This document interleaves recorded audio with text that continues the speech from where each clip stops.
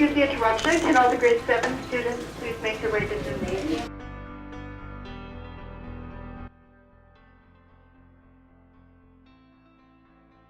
So my name is Brooke. I'm one of the co-founders of Color Me Worthy, and I'm here to talk a little bit about my experience with mental illness and addiction. I'm Nikki. I'm here because I'm dying.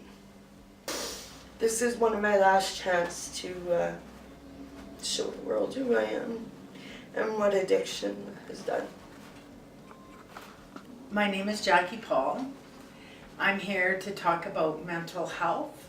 My name is Alex Russer. My name is Kyra Monroe. Some people know me as Kyra Miller. I have been married for 5 years. I'm here for a couple of reasons. I have suffered from anger issues, has been my biggest thing, depression and anxiety.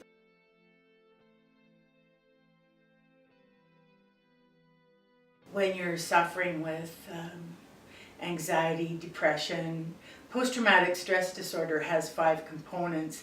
Any one of those is really challenging to deal with.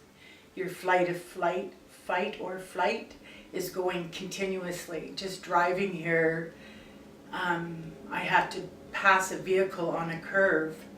Well, I couldn't do it. I couldn't put myself in that much stress to pass a vehicle on a curve. That's a pretty straightforward, everyday occurrence. And after driving for 40 years, I still can't pass a vehicle on a curve. That's just one small example of how anxiety can sort of negotiate your path.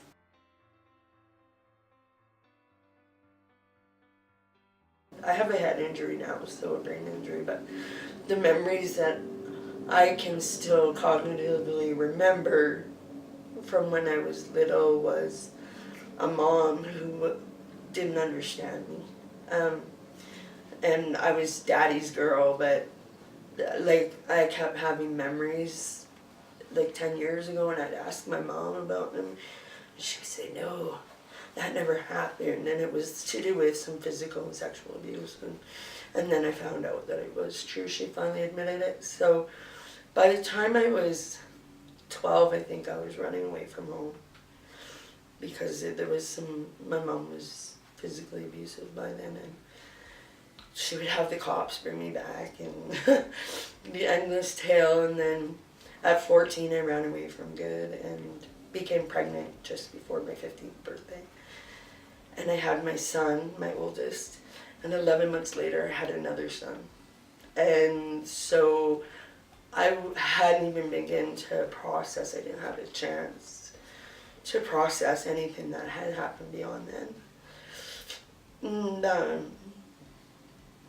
And when I was pregnant with my youngest, my gallbladder was going, and they had me on a pretty stiff painkiller medication because they couldn't take it out until he was born. So when he was born, 10 minutes later they took my gallbladder out, and I went home sick from the Dilaudid pills they were giving me.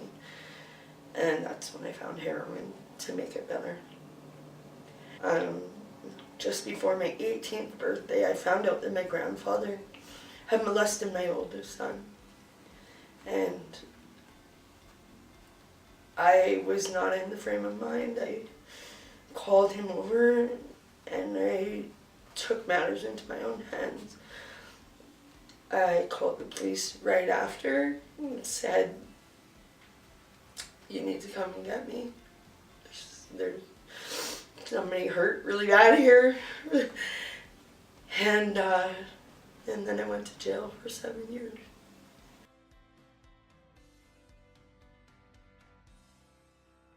I've dealt with mental illness since I was 7 years old, so before my mental illness set in, I was a very young child, so I was just living the life of a very young child. I don't really remember much of what life was like before my mental health got bad. As for my addiction, I would say that before my addiction, I was an athlete. I was a really great student. I was very creative and just had this zest for life and wanting to help people all the time. And I feel like I'm back at that place now, but going through addiction for 8 years really took all of that away from me.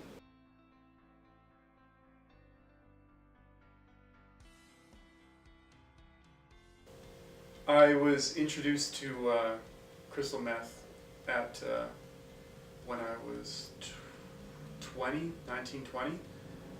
And that was one of the things that I remember from school was the ad campaign that went out. It was like, crystal meth, not even once, which is, I did it the one time. Me and my friend tried it, and we did it for the whole night with a couple other people, and the next day we was like, that was terrible. Like, I didn't like that at all. It made me feel really bad, and like, I don't want to do that again. But the next time that I saw those friends or went to their place, they were like, oh, do you want to do that again? It was like, and it was just gone. Like, everything that was like, no, I don't want to do that again, like, that wasn't even fun. It was like, maybe it'll be better this time. And I went on with the maybe it'll be better this time. Wow, that was terrible. Oh, maybe it'll be better this time. For a few months until I realized that it was like, I'm in. Like, I couldn't say no. So that went on and that was like, I gave up everything else. Like, I didn't smoke weed anymore. I didn't drink or do any other drugs really, unless it was the only thing available. And it was like, it was meth. Like, if I would spend all my money on it and just be awake for days on end, 4 or 5 days at a time, no sleeping, no eating, just doing drugs and sitting at home, which obviously was very toxic. There was, once again with that drug, a certain point where I realized that I was stuck, like that I couldn't get out, like that it was a problem, and I knew that it was a problem, and I eventually had my friend come to me, and she stayed with me for a week and kind of brought it to my eyes that, like, this is unsustainable. You can't keep doing this, or, well, you're probably going to die. So that was, like, okay, yeah, like, I want to quit. I know I need to quit. Like, this is what I have to do. And when I was, like, when I was high, when I was using, not sleeping, a lot of time spent alone, and I would know, like, okay, this is it, like, I'm done. And then the next day or whatever, whenever I ran out, I'd be like, okay, that's it. And I would be good for probably until about halfway through the next day. And then it was just all of this list of motivators that I had. It was like, this is why I had to quit. It was just gone. Like, I couldn't remember why I wanted to quit. It's like, well, I don't want to. I don't want to quit. Why am I doing that? This is fun. And then I would, get some more and do it again, and immediately back into, how did I get here? Like, I just said I was going to quit. Yeah. So that's how much of a grip it gets on your brain.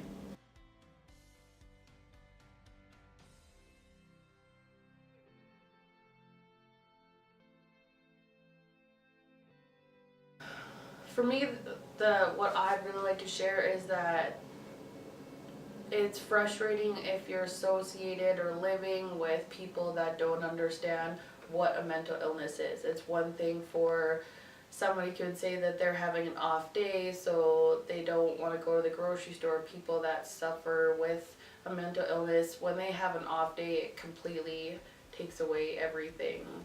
Like, their day is done. Like, I seen your post there where you want to curl up in a blanket, and sometimes that just needs to happen. Growing up or being involved with someone that doesn't understand mental illness is frustrating, but just remember that there are other people out there who do understand your mental illness. There's the support out there. So instead of thinking that you're alone all the time, I would encourage you to reach out to other people that at least they don't necessarily have to be going through the same things that you're going through, but at least they would understand. I know I have my support group. I go to my best friend, my older sister, who's been like my rock through everything. She was the person I ran to when things went too far and I didn't know what to do anymore. So I am my grandparents now. If I didn't have my best friend, my sister, and my grandparents, they're my rock. And my husband's the one that took me out of everything that I went through. If I didn't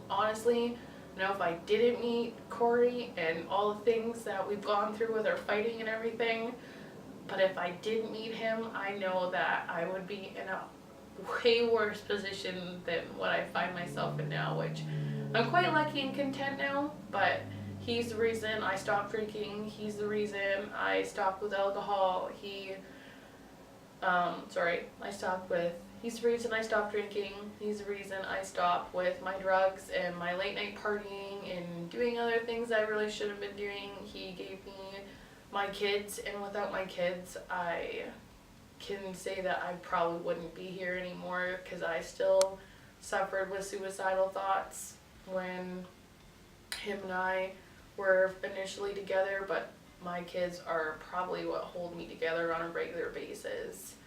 Nothing really beats them coming up and screaming mom and giving me hugs and kisses. It's my own form of medication. But what I would like to say is, don't give up on who you are.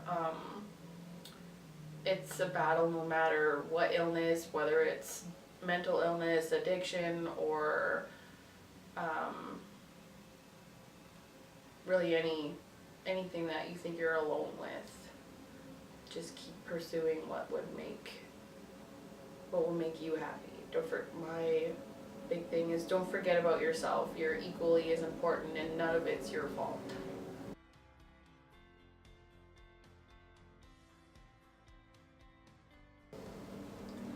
And then in 2006, I finally woke up and said, where's my life? What am I doing? Like, I can't do this anymore. I quit and threw my methadone at the pharmacist because he wouldn't bring me down anymore. And I was like, I'm done, I don't want it. And then I got hit by a car. And I was in a coma for 8 months, and I woke up and they had the morphine going in me and I couldn't talk. I had a trach and I couldn't talk and I couldn't communicate, and I'm pointing, like, get that thing out of my arm. Get it out of me, what are you doing? And, but they wouldn't do it right away, so it was another addiction that I had to come off of as I was healing. And those were pretty dark days. Yeah, I'm not quite sure how I managed to get through without using again. And considering some days now, even, the thought still lingers, you know. I don't know if that's because of the mental health issues or even just the pain, or maybe they're both. But, you know, the triggers are definitely there, and all I can do is reach out to my friends and know when I'm in trouble, when I'm a threat to myself, then I have to reach out. That's pretty much it. My mental health has been impacted by my childhood. From age 3, I was abused, and for all of my childhood, it was really, really intense, and that intensity has never changed. There's no, with all the strategies that I've used, meditation, swimming, a healthy life, you can work on your mental health, but it doesn't go away. It doesn't fix. You continue to work on it, and when you stop working on it, that's when you have issues. it seemed like after every relapse it would get worse. All of the adverse effects. The first time that I started, I would start to have like the hallucinations and day terrors after the third or fourth day of being awake. But after my most recent relapse, it was pretty much as soon as I got high, I would start to see things and see people and see people talking to me and people who weren't there and not being able to sleep, all of that stuff there. So it was pretty, it was a little bit of like it was just really bad, and a little bit of support from my family was just enough to get me out of it again. That was the last time. I've been clean now 3.5 years, 4 years in November. It's a lot better. The first few months are the worst for sure. It seemed a lot like when I was using, I was just fighting to get to the next day. It was just like every day was just a struggle to keep going. And when I was in recovery, in early recovery, I was, still fighting every day just to make it through one day without getting high.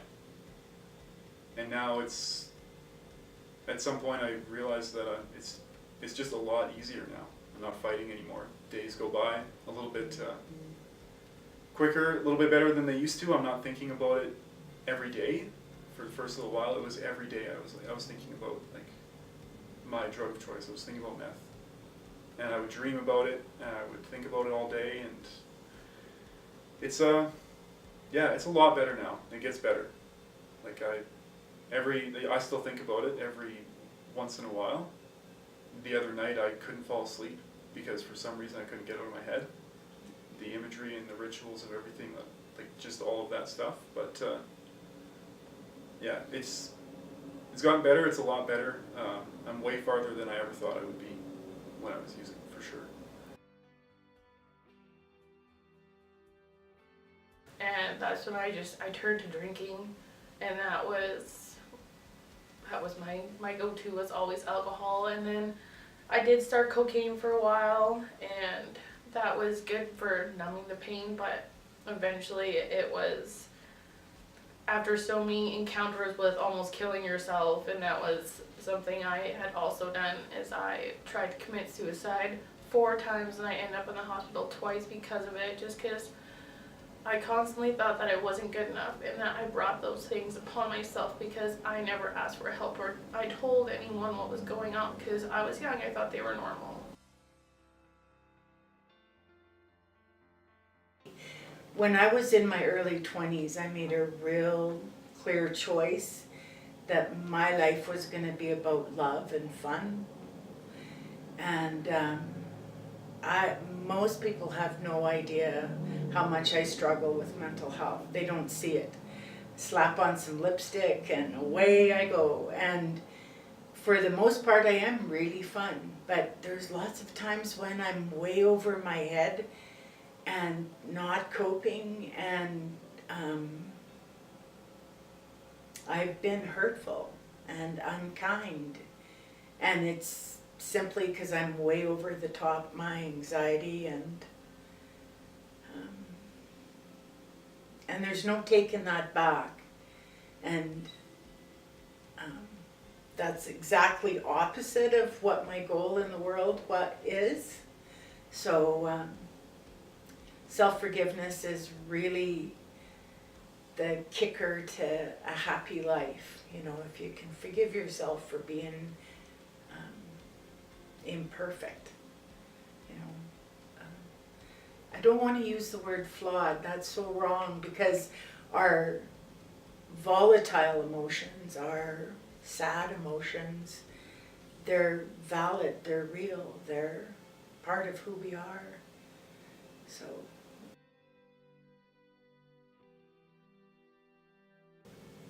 I would tell myself that, like, the future is better than you ever could have imagined it. There's opportunities that come your way that you do grab onto, and it makes all of the hard times so much more worth it. And I would say to just harness the strength and the power that I know I have within myself to get through any hard moment.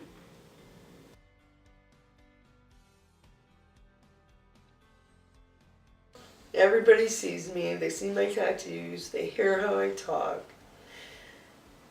and they just naturally assume I'm like this drug raving monster.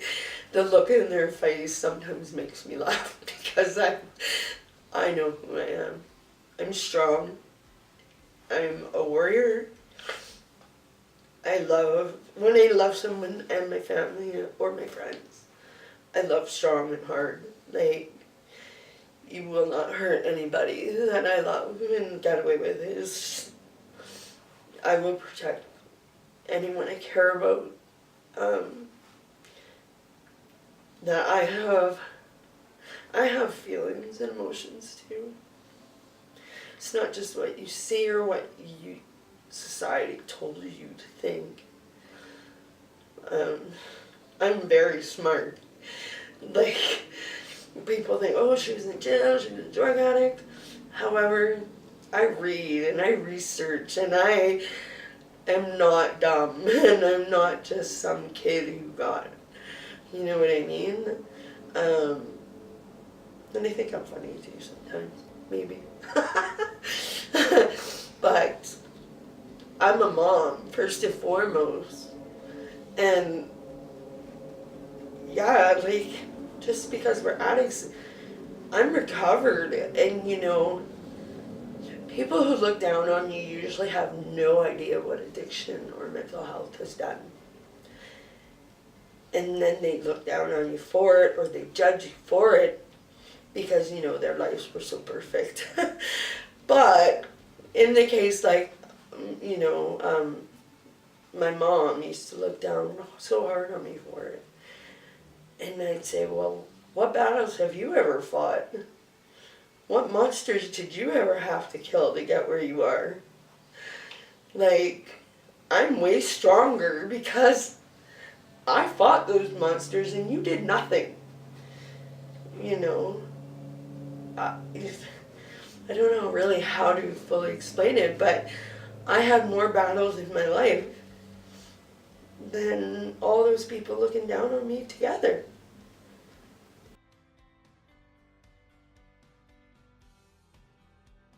If people knew me, they'd know that I'm not defined by my illness, that I work really hard to get as far as I've come now. I went from lying, cheating, and stealing all the time. That's who I was, and now I'm a dedicated mother. I'm a very hard worker, and I find that I'm a very loyal and loving wife.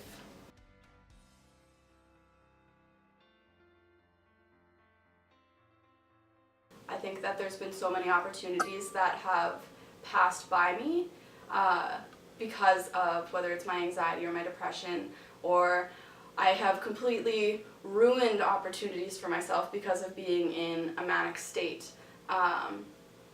And for addiction, I mean, I just wasn't even aware of any opportunities around me while I was going through addiction. So I think that, I mean, I've missed opportunities to go on trips. I've missed opportunities to get certain jobs. I've lost jobs that I really liked. I've lost friends. I really feel like my mental health and my addiction both have taken away a lot of opportunities that could have been amazing for me, that could have turned into something.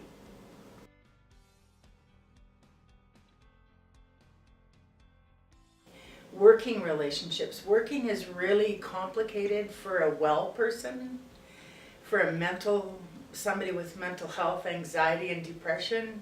It's a minefield. It's a minefield because you really have to stand up for yourself. And if that's not something that you are comfortable doing, it's a real challenge. One thing that I really want people to know is that there is life after addiction. There is more to each person than their mental health, than their life experiences. I think it's really important that people know that there are more people in this world who suffer from a mental illness or an addiction than people who don't. And if we can all come together and talk about our experiences a lot more, I think that it will cultivate this community of compassion and understanding, and eventually we can just push out all of the ignorance and the judgment. I want people to know that they're not alone, most of all.